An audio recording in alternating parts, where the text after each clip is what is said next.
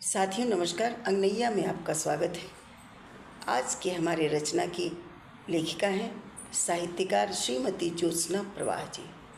साथियों, इस रचना में उन्होंने ये दर्शाया है कि आज की महिलाएं जीना सीख रही हैं, सामाजिक विकृतियों से संघर्ष भी कर रही हैं, एक नई दिशा भी बना रही हैं, लेकिन बावजूद आज भी वो अकेली ही हैं। अचानक हुई पति की मौत से वो अबोली हो गई थी, गुमसुम, एकदम चुप। घरेलू नियम कानून को उसने नहीं माना। उसके हाथ में 8 चूड़ी थी, गले में मंगलसूत्र। वो इतनी चीख कर भी नहीं रोई कि आसमान सर पे उठा लेती। न बेहोश हुई, न दांत लगे, न जमीन पर मुर्दा पड़ी जाने वाले का नाम ही जप रही थी। मैं मिलने गई तो भी ठीक थी, चल फिर रही थी। मुझे पानी भी पूछा, मेरा हाथ पकड़े, बोली ईश्वर को यही मंजूर था।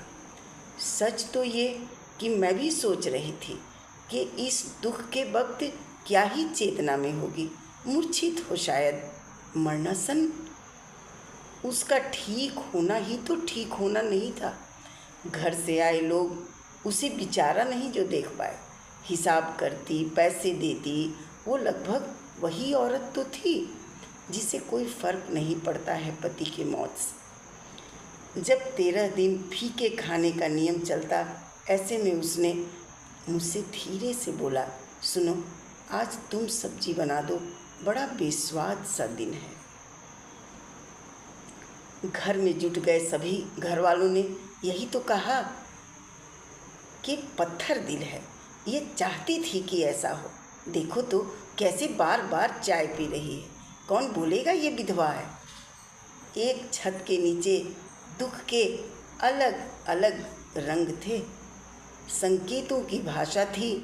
13 दिन काट कर जाने की तेजी भी थी सब में। कोई रोना पीटना नहीं मचा था, बस कुछ हुआ और गुजर गया। 13 दिन के बाद वाली मेरी दोस्त अपने नॉर्मल बिहेवियर में किस कदर अकेली हुई ये वही जानती है।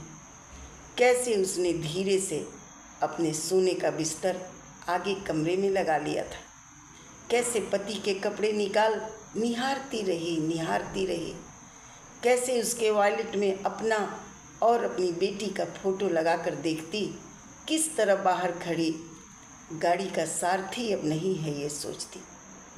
जीवन भर का दर्द है, हर दिन अकेली होकर जीना है।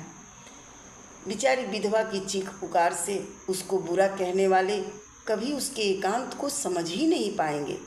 अच्छा होना भी बहुत बुरा होना होता है। बेशर्म कहलाई जाने वाली औरतें जो पहनी हैं 1.5 हाथ का मंगलसूत्र।